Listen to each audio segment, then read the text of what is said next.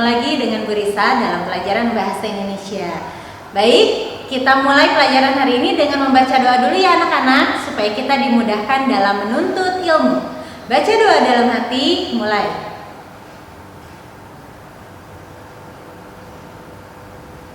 Baca doa, selesai. Ya.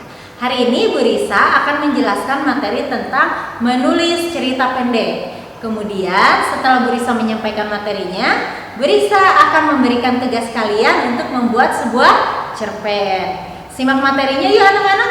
Menulis cerita pendek. Kerangka cerpen adalah garis besar cerita yang akan ditulis. Salah satu yang bisa dijadikan bahan menulis cerita pendek adalah pengalaman hidup.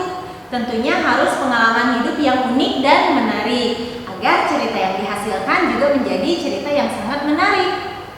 Cara yang dilakukan setelah kita memilih cerita pengalaman yang akan ditulis, kerangka cerita pun bisa dibuat.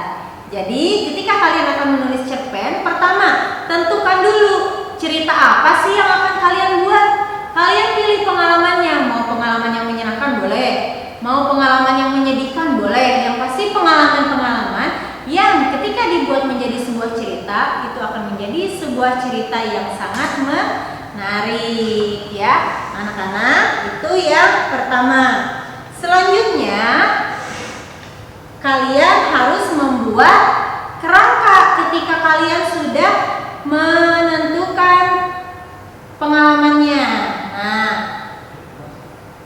kerangka cerpen itu ada 3 bagian. Yang pertama bagian pendahuluan.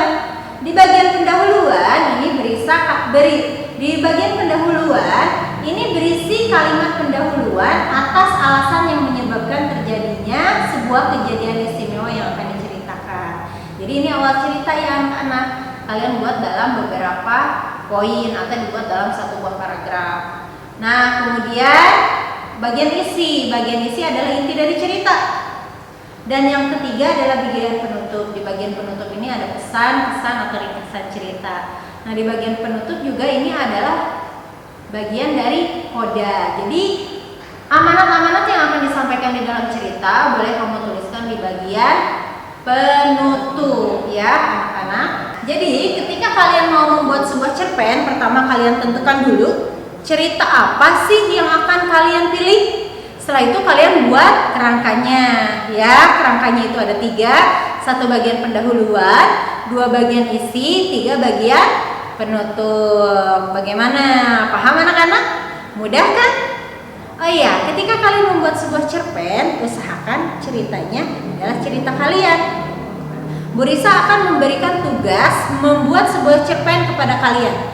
Simak baik-baik ya tugasnya. Buatlah sebuah cerpen berdasarkan pengalaman hidup pribadi. Harus pengalaman kalian ya anak-anak, tidak boleh pengalaman ayah, ibu, adik, sepupu, ataupun teman. Carilah pengalaman kalian yang paling menarik.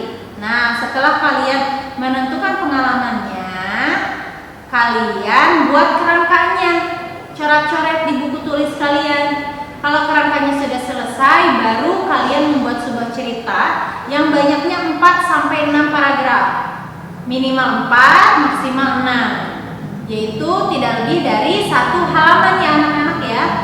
Nah, kemudian tugasnya diketik di Microsoft Word dengan font Comic Sans dan size-nya adalah judul 14, cerita 12.